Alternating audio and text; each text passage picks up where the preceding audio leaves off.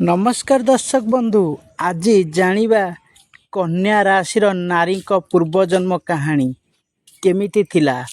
संपूर्ण वीडियो देखिबा आगु आम चैनल को सब्सक्राइब करी वीडियो को लाइक कर दियंतु। तो चलंतु स्टार्ट करिबा आजिर विषय वस्तु। उत्तरा फाल्गुन लक्षण प्रायतः कन्या राशि रे 3 गोटी नक्षत्र थाए। 12 6 उत्तरा फाल्गुनी नक्षत्र पूर्व जन्म रे नारी माने किपरि थिले, केउ वंशरे जन्म ग्रहण करथिले। एही नक्षत्रर नारी माने राजवंशर होइतांती, राजराणी मध्य होइतांती। अन्य एक राज्यर अन्य एक राज्य को राणी होइके जाइतांती। किंतु तांको स्वामी मला परे एही वंशर 6 12 6 उत्तर फाल्गुनी नारी माने गुप्त संपर्क, स्वामी राजा मला पर गुप्त संपर्क रखिबा सहित देश छाड़ी चल जाइतिले। सेतिपई तांकू लागितिला नारी पाप।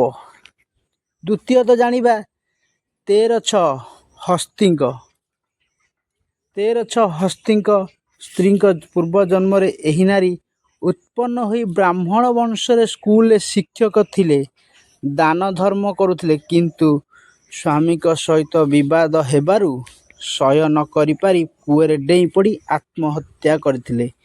एथिपई पाप लागी भागी हैला, कारण आत्महत्या महापाप। सेतिपई तांकू आत्महत्यार पाप लागिला।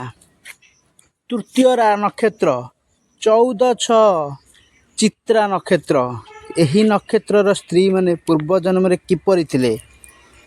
एही नक्षत्रर स्त्री माने नारी माने उत्पन्न होइतांती कृतवास थिले, किंतु पुलिस चाकरी उच्च ऑफिसर थाई निर्म तलीय भाग पुलिस मानकू कदर्य व्यवहार करथिले। कारण जतल सी ऊपर को उठी जाती तल कर्मचारी को पसंद करू नथिले, तो सेथिपई दुर्व्यवहार करिया को पड़ुथिला। पुलिस ताको अभिशाप देइथिले व्यवहार करिया को। बड़ पुलिस बड़ तांको ठारू जे बड़ कर्मचारी थिले से ताको अभिशाप देइथिले, अहजन दुखिनी हेले। सेतिपई ब्राह्मण को भोजन देबा को पड़िला तांको।